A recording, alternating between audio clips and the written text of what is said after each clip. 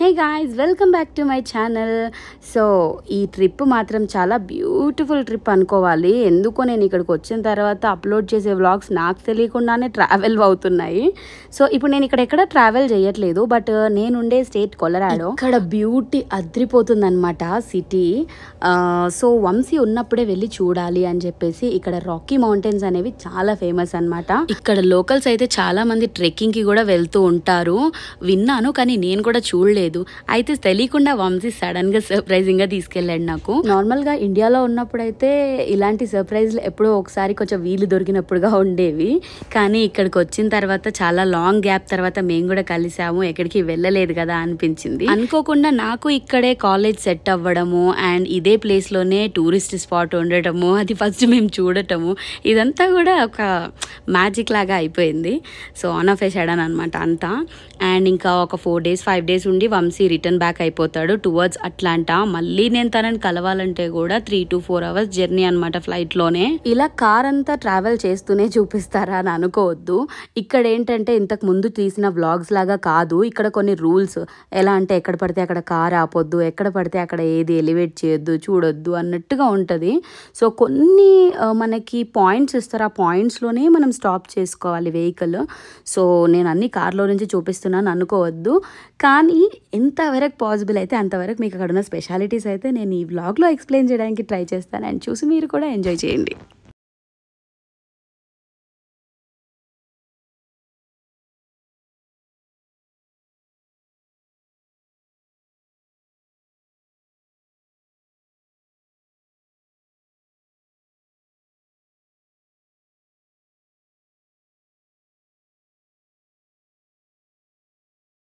ఇండియాలో ఉన్నప్పుడైతే ఎంత మేకప్ చేసుకుంటామో కదా, ఇక్కడికి వచ్చిన తర్వాత మొహం కూడా కడగరు ఎవరైనా సరే, ఎందుకంటే ఎవరిని పట్టించుకోరు ఇక్కడ.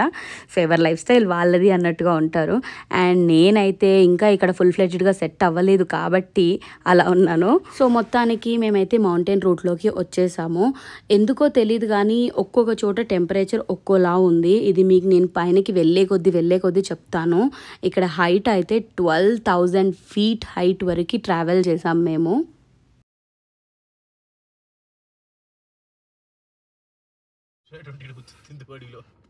కదా నువ్వే అన్ని ఆగమాగం చేస్తావు.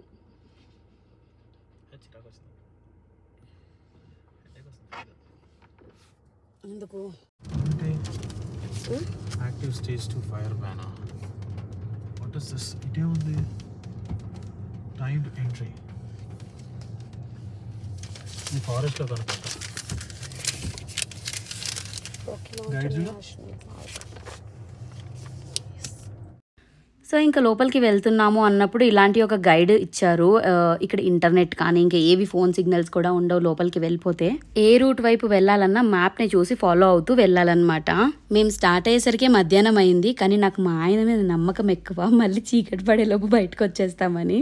సో ఇంకా వెళ్ళడానికే 3 hours పడుతుంది అంటే మరి రావడానికి కూడా 3 hours కదా, 6 hours అనమాట. సో ఈ నైట్కి అయితే మేము అక్కడే స్టే చేస్తున్నాం కాబట్టి నో వరీస్. ఈ యానిమల్ డాల్స్ అన్నీ కూడా వుడెన్ మేడే, కానీ ఎంత నీట్గా ఉన్నాయో. కర్వ్స్ అవన్నీ తిప్పడం కష్టమే కదా, ఇలా తయారు చేయడం అయితే బాగా అనిపించాయి. కానీ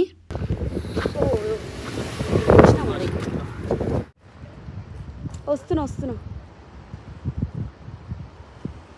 ఈ డీర్స్ అయితే ఇంకా కిందే కనిపించాయి. అంటే మేము పూర్తిగా లోపలికి వెళ్ళక ముందే ఇక్కడే అందరు ఆగిపోయారు, కానీ మేము మాత్రం వెంటనే బయలుదేరిపోయాం. చెప్పాను కదా టైం లిమిటెడ్ అని, ఆల్రెడీ మేము లేట్గా వచ్చాము. ఇలాంటి ఒక రాకీ మౌంటైన్ ట్రిప్కి రావాలి అని అంటే మాత్రం ఒక 1 week కానీ ఒక 4 days కానీ అలా ప్లాన్ చేసుకొని రావాలి. ఎందుకంటే చాలామంది ఇక్కడికి ఆర్వీస్ అని లేదంటే టెంట్ హౌస్లు కానీ ఇలాంటివి తెచ్చుకుంటారు. ఫారెస్ట్లో మంచిగా చిల్ అవుతారు వీకెండ్స్ కానీ ఇలాంటివి ఉన్నప్పుడు. ఇవైతే మా ఆద్యకు చాలా ఇష్టం, అందుకని వీడియోలో తీసి పెట్టుకున్నాను, ఎప్పుడైనా చూపించాలి కాబట్టి.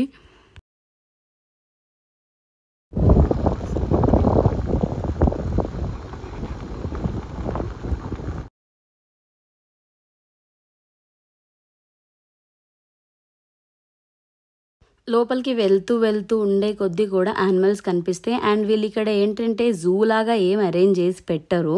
ఎక్కడ ఏది ఆన్ ది స్పాట్ కనిపిస్తే అదే మనం చూసినట్టు అనమాట.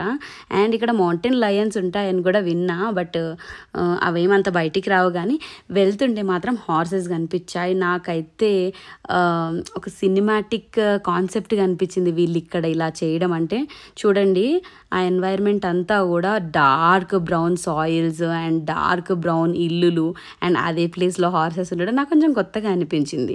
అండ్ ఇక్కడ నుంచి వెళ్తుంటే ఈ మౌంటైన్ బ్రిడ్జ్ని క్రాస్ చేయాలంటే ఇక్కడ బ్రిడ్జ్ కింద ఫుల్ వాటర్ ఫ్లో అవుతూ ఉంటాయి. అది మనకి పైనకి డైరెక్ట్గా కనిపించలేదు నాకు కూడా. ఇంకా గోత్రూ అవుతుండే కొద్దీ రోడ్ని ఇంకా ఎక్కువగా క్రాస్ అయ్యే కొద్దీ అప్పుడు కనిపించింది. ఆ వ్యూ మాత్రం ఆసమ్ ఉండేది. ఇంకా నిజం చెప్పాలంటే స్నో టైమింగ్లో రావాలి, వ్యూ మాత్రం అద్రిపోతుంది. నాకు మళ్ళీ అవకాశం దొరుకుతుందో లేదో తెలియదు కాబట్టి ఇప్పుడే వచ్చాను.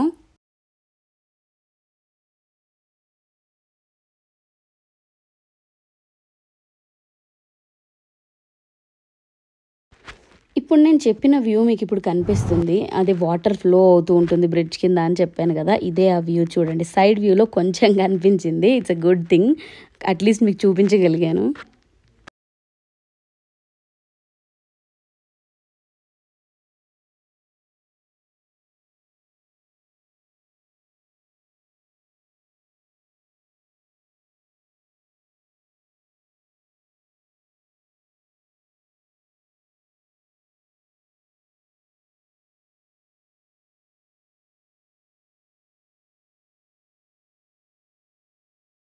అంతా మంచు అప్పట్లో పడింది, అతుక్కుపోయింది రాయికి, అందుకే అట్లయింది.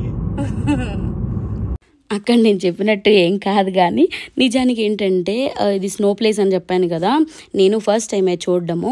కానీ ఇంతకు ముందు లాస్ట్ ఇయర్ కానీ కొన్ని ఇయర్స్ క్రితం కానీ ఉన్న స్నో ఏదైతే ఉందో లాంగ్ టైం అలా ఉండడం, అదొక గ్లేషియర్ కింద, అంటే ఒక రాయి కింద ఫామ్ అయిపోతుంది. నేను చూసింది అదే. మేము స్నో చూడాలి అనుకుంటున్నాము, మళ్ళీ మౌంటైన్ ఏరియాస్లో మాకు ఆ ప్లేస్ ఛాన్స్ దొరుకుతుందో లేదో అంటే ఉంది అని పంపించారు. అండ్ ఈ వ్యూ మాత్రం చాలా బాగుంది చూడండి ఫారెస్ట్లో. నిజానికి ఇంత బాగా చెప్తున్నాను కానీ 1 వీక్ నేను ఆల్రెడీ జెట్ ల్యాగ్లో ఉండి ఈ ట్రావెలింగ్ పెట్టుకున్నాను మళ్ళీ. సో టూ హారిబుల్ అనిపించింది నాకైతే. బట్ అయినా కూడా I felt like happy, at least ఏదో ఒకటి చేసాం. మళ్ళీ తర్వాత ఆ ఛాన్స్ నిజంగానే దొరకకపోవచ్చు, బిజీ అయిపోతాం లైఫ్లో అని అనిపించింది. ఇంకా వెళ్ళే దారిలో డౌన్ టౌన్ వచ్చింది. అంటే డౌన్ టౌన్ అంటే మనకి సిటీ ఎలాగో అలా. సో అక్కడ ఒక గ్యాస్ స్టేషన్ అనమాట, అక్కడే గ్యాస్ చేసుకోవాలి. మనకి ఇండియాలో లాగా పెట్రోల్ మనకి బంక్స్కి వెళ్తే వాళ్ళు కొట్టడం కాదు, ఇక్కడ మన పెట్రోల్ మనమే కొట్టేసుకోవాలి. వీళ్ళు ఇక్కడ గ్యాస్ అంటారు. గ్యాస్ స్టేషన్లో కూడా బ్యాక్ సైడ్ వ్యూ మాత్రం అదిరిపోయింది, ఎటు చూసినా కొండలే, చాలా బాగుంది. అండ్ ఫైనల్గా గ్యాస్ స్టేషన్ ఫిల్ చేసుకొని బయలుదేరాము. ఇంకా ఆకలేస్తుంది, ప్లాంటర్స్ ఓపెన్ చేశాను. ఇవి వంశీకి చాలా ఇష్టం అండ్ నాకైతే మిల్క్ డట్సే ఇష్టం, ఎందుకంటే అట్లీస్ట్ ఏదో ఒకలా కనీసం రుచిగా ఉంటాయి. కాబట్టి ఇక్కడ అన్నం కోసం వారం రోజులు పరితపించిందని నేనే. ఇక్కడికి వచ్చాక రైస్ దొరకలేదు నాకు. హోటల్స్ అక్కడ ఇక్కడ స్టే చేస్తే వీళ్ళు అసలు రైసే తినరు, వీళ్ళ మెయిన్ ఫుడ్ అది కాదు కదా. సో ఒక ప్లేస్ తీసుకొని తర్వాత వండుకుని తినేదాకా సాటిస్ఫైడ్ కాదు నేను. సో ఇది ఆల్రెడీ మనం ఒక మౌంటైన్ పైనే ఉన్నట్టు. అంటే చూడండి పైన మొత్తం ఎంత ఫ్లాట్గా ఉందో కదా. నేను కూడా షాక్ అయ్యా ఈ రోడ్ని చూసి. ఎంత చూసేనంత దూరం కూడా ఇలాగే కనిపిస్తుంది రోడ్డు. ఇది ఒక రూటే కాదు, రూట్స్ మాత్రం వెళ్తున్న కొద్దీ కొన్ని ఆస్ట్రేలియాలో అలా వేరే వేరే కంట్రీస్లో కనిపించే రూట్స్ కొన్ని కనిపించాయి, బాగా అనిపించింది. అవి కూడా చూపిస్తాను నేను మీకు. అండ్ ఇక్కడ వెదర్ మాత్రం హైట్కి వెళ్తున్న కొద్దీ మారింది అని ఇందాక చెప్పాను కదా. మీరు కరెక్ట్గా చూస్తే ఒక మౌంటైన్ పైననేమో లైటింగే ఉండట్లేదు, ఇంకో మౌంటైన్ పైన ఫుల్ ఎండగా ఉంటుంది. అలా డిఫరెంట్ షేడ్స్ అనమాట. ఇక్కడ మీకు కనిపిస్తుంది కదా, ఇంతకుముందు నేను చెప్పిన గ్లేషియర్స్ ఇవే, ఇదేం స్నో కాదు. ఇంతకుముందు పడ్డ మంచు అలా గడ్డలా రాయిలా అయిపోయింది అనమాట. నువ్వు రాయి వెయ్యి ఎక్కడ దగ్గర రీచ్ అవుతుందో చూస్తాను నేను. కనబడతా, జూమ్ చేస్తా.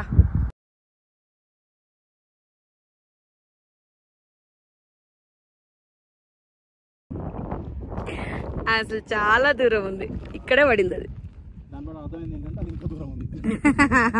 మళ్ళీ అంత డబల్ దూరం ఉంది. ఇంతకీ మా ప్రయత్నం ఏంటంటే ఆ మంచి ఎంత దూరం ఉందో చూడాలని. So first trip in USA, మంచు కొండలతో జాను. ఇవన్నీ గ్లేషియర్స్ కింద ఫామ్ అయిపోయినాయి అంట. నేను చూడాలనుకున్న మంచు మాత్రం అస్సలు చూడలేకపోయాను. Very very bad. ఇప్పుడు మీ అందరికీ టెంపరేచర్ గురించి చెప్పాలి. ఇక్కడ నించున్నాను నేను ఎండలో అని అనుకుంటున్నారు కదా మీరు. అసలు ఇది ఎండ కాదు, ఫుల్ చలి అనమాట. దిగితే ఐస్ ఫ్రీజ్ అయిపోయినట్టుగా ఉందన్నమాట, అంత చలి ఉంది. ఇంకా రాను రాను ఇంకా ఎక్కువ అవుతుంది, దీనికే తట్టుకోలేకపోతే ఎలా అని అంటున్నారు నా చుట్టూ ఉండేవాళ్ళు. కానీ అసలు అదే హారిబుల్గా ఉంది. కొన్ని ఆస్ట్రేలియా సైడ్ ఉండే ప్లేసెస్లో అనిపించాయి అన్నాను కదా, అలాంటిది ఒక ప్లేసే ఇది. ఇది వెళ్తూ ఉండగా ఇంకో మౌంటైన్ పైన మాకు టచ్ అయిన వ్యూ ఇది.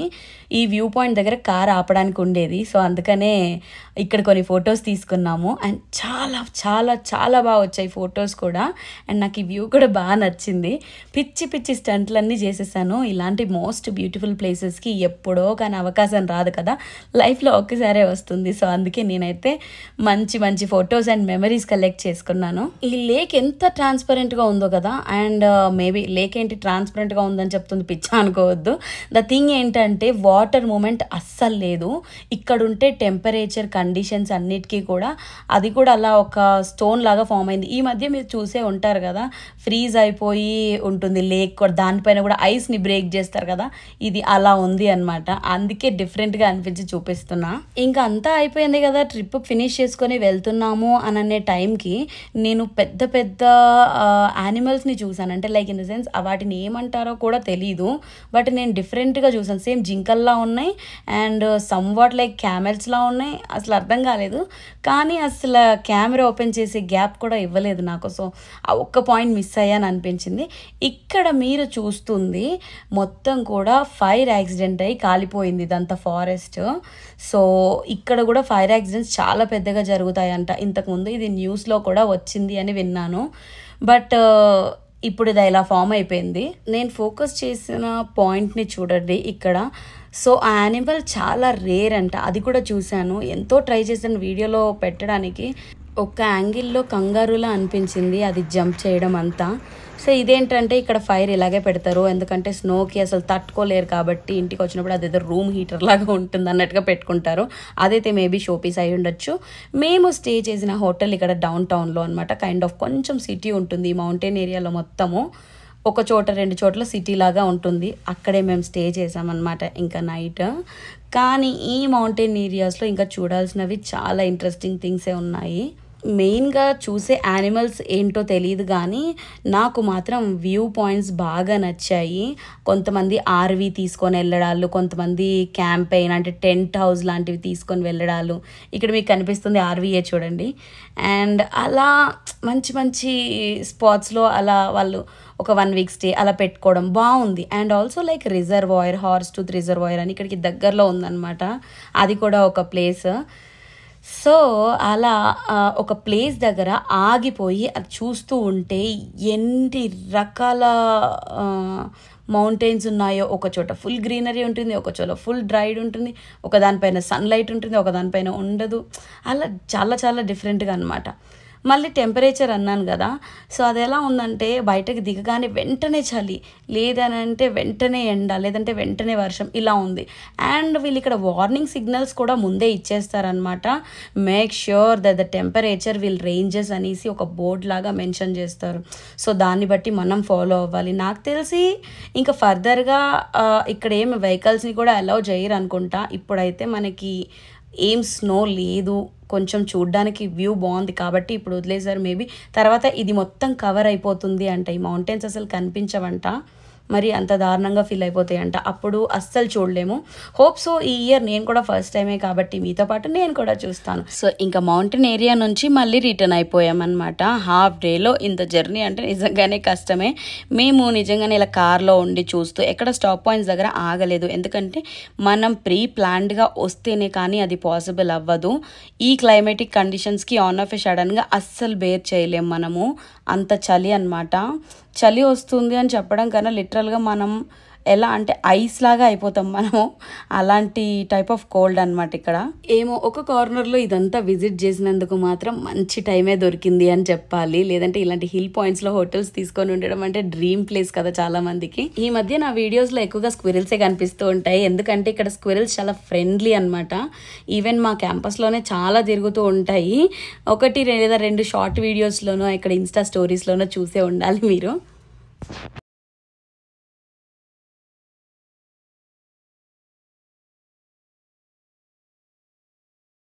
ఇంతకుముందు నేను చెప్పాను కదా ఇంకొక హిల్ పాయింట్ కూడా వస్తుంది, ఇంకొక వే కూడా వస్తుంది, అది చాలా డిఫరెంట్గా ఉంటుందని. మీరు ఇక్కడ చూసినట్టయితే లెఫ్ట్ సైడ్ రోడ్ చూడండి, అసలు ఏమైనా ఉందా? అక్కడ నుంచి పొరపాటున స్లిప్ అయినా కూడా అసలు ఇంకా మళ్ళీ దారి అనేది కనిపించదు అనమాట. అది చూడగానే నాకు భయం వేసింది ఫుల్గా. కానీ స్లోగా వెళ్తారు, ఇక్కడ బాగానే కేర్ తీసుకుంటారు. అండ్ ఇంకా నేను చెప్పిన ఆస్ట్రేలియన్ లైక్ ప్లేసెస్ అనేది ఇది కూడా ఒకటి. ఈ దారి కూడా అలాగే అనిపించింది నాకు. ఒక దూరంగా నుంచి ఒక ఫోటో తీస్తే నాకు ఆ పిక్చర్ రిప్రజెంటేషన్ మాత్రం అంతే క్లియర్గా అనిపించింది అనమాట. బాగుంది. సో ఫైనల్గా మేము అక్కడ ఇక్కడ స్టే చేస్తూ ఈ వ్యూని ఎంజాయ్ చేస్తూ బాగానే కిందకి దిగామన్నమాట. ఇంకా డౌన్ టౌన్లోకి వచ్చేసాము. అంటే we're about to leave. Journey అంతా బాగానే అయింది, కానీ ఫుడ్కి మాత్రం అల్లాడిపోయాను. అసలు ఎక్కడ రైస్ దొరకదు, ఊరికే శాండ్విచెస్ అండ్ లేదంటే సాలడ్స్ తినేసి బతికేయాలి. అది చాలా కష్టమైన పని అనమాట మనకి. వచ్చిన తర్వాత నాకు అంత తొందరగా హ్యాబిచ్యువేట్ అవ్వలేదు. But find the best restaurants అని రైస్ ఐటమ్ ఉన్నది తీసుకెళ్తే రైస్ కూడా ప్లెయిన్ వైట్ రైస్ తింటున్నట్టుగా ఉంటుందన్నమాట మనకి. మేబీ యుఎస్ మొత్తం అంతే, వీళ్ళు తినేది జస్ట్ స్టికీ రైస్. ఎవ్రీథింగ్ ఒక ఇండియన్కి కావాల్సింది ఏంటి అని అంటే ఇంట్లో వండుకొని తినడము. అంతకు మించిన బెస్ట్ సజెషన్ ఇంకొకటి లేదు. సో ఈ వీడియో ఇక్కడితో ఎండ్ చేస్తున్నాను. అండ్ మంచి మంచి బ్లాగ్స్తో మళ్ళీ మీ ముందుకి రావాలి అనుకుంటున్నా. నా యుఎస్ జర్నీ అయితే చాలా బ్యూటిఫుల్గా ఉంది. అండ్ అప్డేట్స్ అన్నీ కూడా బ్యూటిఫుల్గా ఉండాలి అని అంటే ముందైతే subscribe to my channel. Next vlogs అన్నీ కూడా మళ్ళీ నా లైఫ్ స్టైల్ ఏంటి అవి ఎక్స్ప్లెయిన్ చేసేలాగా తీయాలి అనుకుంటున్నాను. So please do support for more videos. Thanks all for watching. See you all in my next video. Bye bye.